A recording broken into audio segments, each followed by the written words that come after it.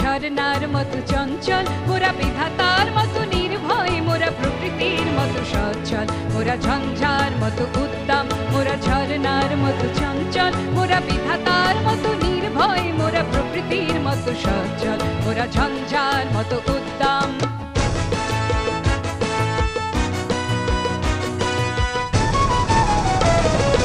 আকাশের মতো বাধাহীন মোরা মরু সঞ্চর বেদুইন, আকাশের মতো বাধাহীন মোরা মরু সঞ্চর বেদুইন, বন্ধনহীন জন্ম স্বাধীন চিত্ত মুক্ত শতদল, মোরা বন্ধনহীন জন্ম স্বাধীন চিত্ত মুক্ত শতদল, মোরা ঝঞ্ঝার মতো উদ্দাম, মোরা ঝরনার মতো চঞ্চল, মোরা বিধাতার মতো নির্ভয়, মোরা প্রকৃতির মতো সচ্ছল, মোরা ঝঞ্ঝার মতো উদ্দাম।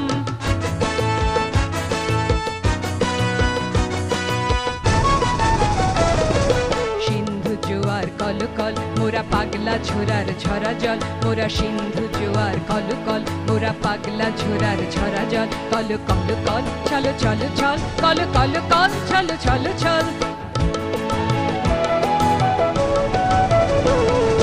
দিল খোলা খোলা প্রান্তর মোরা শক্তি অটল মহিধার, দিল খোলা খোলা প্রান্তর মোরা শক্তি অটল মহিধার, হাসি গান সমুচ্ছল, হাসি গান সমুচ্ছল, বৃষ্টির জল বন ফল খাই সজ্জা শ্যামল বনতল, মোরা বৃষ্টির জল বন ফল খাই সজ্জা শ্যামল বনতল, মোরা ঝঞ্ঝার মতো উদ্দাম, মোরা ঝরনার মতো চঞ্চল, মোরা বিধাতার মতো নির্ভয়, মোরা প্রকৃতির মতো সচ্ছল, মোরা ঝঞ্ঝার মতো উদ্দাম, মোরা ঝরনার মতো চঞ্চল, মোরা বিধাতার মতো নির্ভয়, মোরা প্রকৃতির মতো সচ্ছল, মোরা ঝঞ্ঝার মতো উদ্দাম, মোরা ঝঞ্ঝার মতো উদ্দাম, মোরা ঝঞ্ঝার মতো উদ্দাম। সুধী দর্শক, আপনাদেরকে আমন্ত্রণ জানাচ্ছি আমাদের নতুন অনুষ্ঠান পদ্মার ঢেউরে দেখবার জন্য। পদ্মার ঢেউ নামকরণেই বুঝতে পারছেন আমাদের প্রিয় কবি, আমাদের জাতীয় কবি কাজী নজরুল ইসলাম, তার প্রিয় পদ্মা, তার প্রিয় মেঘনা যমুনা কর্ণফুলী। তিনি চুরুলিয়াতে জন্মগ্রহণ করে থাকলেও বাংলাদেশের প্রতি তার ছিল অসীম মায়া, সেই মমত্ব তাকে পদ্মার কাছে এনে দিয়েছিল। লিখেছিলেন তিনি গান পদ্মার ঢেউরে।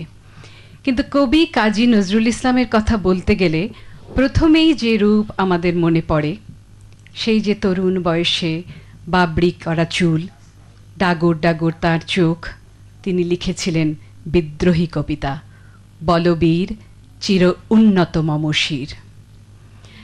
মোজাফফর আহমদ তার যে স্মৃতিচারণ রয়েছে সেখানে তিনি লিখেছেন সেই রাতের কথা। তার বাড়িতেই কবি এই রচনাটি করেছিলেন, বিদ্রোহী কবিতা।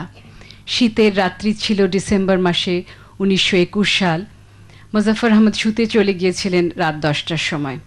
খুব সুন্দর করে তিনি লিখছেন যে সকালবেলা হয়তো অতি প্রত্যুষেই কিংবা শেষ রাতে কবি এই কবিতাটি লিখেছিলেন, এবং তিনি লিখছেন যে আমারও কোনো ফাউন্টেন পেন ছিল না সেই আমলে, কাজীরও ছিল না কোনো ফাউন্টেন পেন, অর্থাৎ দোয়াতে হাত ডুবিয়ে ডুবিয়ে তিনি লিখছিলেন।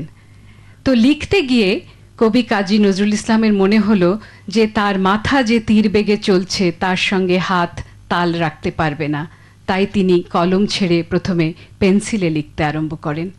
সকালবেলা এসে উল্লসিত হয়ে তিনি পড়ে শোনান সেই কবিতা কবি মোজাফফর আহমদকে। কবি কিন্তু তখনই আবার কলমে লিখে মুসলিম ভারত পত্রিকার জন্য কবিতাটি দিলেন। তারপরে দিলেন বিজলি পত্রিকার জন্য, যে ম্যানেজার এসেছিলেন তার কাছে। বিজলিতেই প্রথম এটা প্রকাশিত হয়েছিল, এবং সেই সময়কালেই তিনি অনেকগুলো কবিতাও লিখেছিলেন। অনেকে মনে করেন যে এই কবিতাগুলো জেলে যাওয়ার পরে তিনি লিখেছেন, আসলে সেটা ঠিক নয়। তিনি লিখেছিলেন ভাঙার গান প্রায় একই সময়ে যখন তিনি বিদ্রোহী কবিতা লেখেন। আজকে আমাদের অনুষ্ঠানে, এই অনুষ্ঠানটাতে আমরা সাজিয়েছি প্রতি অনুষ্ঠানে দুজন করে শিল্পী থাকবেন। আজকে আমাদের অনুষ্ঠানে আমাদের অত্যন্ত প্রিয় এবং নজরুল সঙ্গীতের একজন অত্যন্ত সফল রূপকার, বিশেষ করে তিনি তার কণ্ঠে নজরুলের এই যে দৃপ্তবোধ এবং সংগ্রামী চেতনা, এটাকে তিনি ছোটবেলা থেকে, শিশুকাল থেকে খুব সুন্দর করে রপ্ত করেছেন। এবং আমাকে যদি আপনারা বলেন যে আজকে যারা শিল্পীরা রয়েছেন তাদের কথা আপনাদের কাছে বলতে, কে কোন গানে সবচাইতে বেশি পারদর্শী, তাহলে আমি বলবো যে আজকে আমাদের আমন্ত্রিত শিল্পী শাহীন সামাদের কথা। তিনি এই শিকল ভাঙার গান, কবি কাজী নজরুল ইসলামের রণন ঝনন গান শুধু তিনি কণ্ঠে ধারণ করেননি, তিনি সেই অল্প বয়সে যখন তিনি নিজেই একজন তরুণী, তখন তিনি মুক্তিযোদ্ধাদেরকে এই গানগুলো শুনিয়ে একজন শব্দ সৈনিক হয়েছেন। এটা আমাদের জন্য একটি বিশেষ গর্বের কথা। শাহীন আপা, আজকে প্রোগ্রামে তোমাকে পেয়ে আমার খুব ভালো লাগছে। আমারও ভালো লাগছে যে সেই সময় যে মুক্তিযুদ্ধে আমরা সবাই মিলে যেই গানগুলো গেয়ে মুক্তিযোদ্ধাদের উদ্বুদ্ধ করেছিলাম, সেই গান গাওয়ার আরেকটা সুযোগ ঘটলো এই অনুষ্ঠানের মাধ্যমে। সুযোগ তোমারও এবং সুযোগ আমাদেরও, যে আমরা তোমার কণ্ঠে, তুমি এমন একটি কণ্ঠ আমাদেরকে দিয়েছো যে ছোটবেলা থেকে আমরাও শুনেছি তোমার কণ্ঠে এই গানগুলো। তো এটা আমাদের সামনের যে প্রজন্ম আছে তাদের কাছে আমরা ধরে রাখতে চাই, শুনতে চাই তোমার গান। তুমি কোন গানটি দিয়ে শুরু করবে? আসলে আমি প্রথমে কারারই লৌহ কপাট এই গানটি গাইবে। এই গানটি যেটা বললাম যে এটা অনেকেই মনে করেন যে তিনি জেলে বসে লিখেছেন, আসলে তিনি 1 বছর আগে লিখেছিলেন এবং সেই সময়টাতে ভাঙার গান নামে বাংলার কথা নামে একটি পত্রিকার জন্য মুজাফফর আহমদ সাহেব নিজেই এটা চাইতে গিয়েছিলেন, সেই সময় লিখেছিলেন, খুব পপুলার হয়েছিল। আমাদের সঙ্গে আজকে যারা সঙ্গত করছেন, আমাদের সঙ্গে আছেন বিখ্যাত বংশীবাদক জনাব গাজী আব্দুল হাকিম, তারপরে রয়েছেন অক্টোপ্যাডে বিদ্যুৎ, এরপরে রয়েছেন তবলায় বিশ্বজিৎ, তারপরে রয়েছেন গিটারে রিচার্ড কিশোর, সিনথেসাইজারে রয়েছেন সজীব। শুনি তাহলে তোমার গানটি।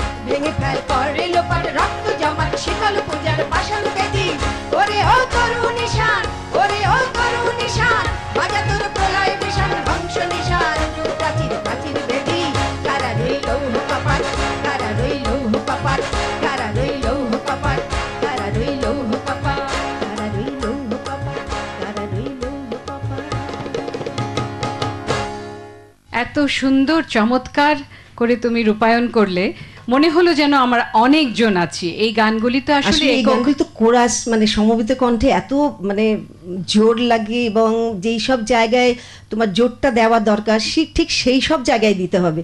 তো আমার সেইভাবে- মনে পড়ছে যে শেখ লুৎফুর রহমান তিনি হ্যাঁ, তোমাদের শেখাতেন হ্যাঁ ছায়ানটে। ছায়ানটে। হ্যাঁ। এবং আর কার কার কাছে তুমি শিখেছিলে? আমি তো সৌরভ ভাইয়ের কাছেও শিখেছি, তারপরে তোমার আলতাফ ভাইয়ের কাছেও, তারপরে সুজয় শ্যামদা, তারপরে সমরদা, সবার বিশেষ কাছেই। করে এই ধরনের গানগুলি এই ধরনের গান যেগুলো যুদ্ধের পর পর আর কি, যখন ফিরে আসলাম তারপরে সমরদার কাছে অনেক গান, মানে তারপরে সুজয় শ্যামদার কাছে উদ্দীপনামূলক গান বলতে পারি, রণসঙ্গীত বলতে হ্যাঁ, পারি, হ্যাঁ, অবশ্যই তো জাগরণমূলক গান, জাগরণমূলক গান বলতে পারি।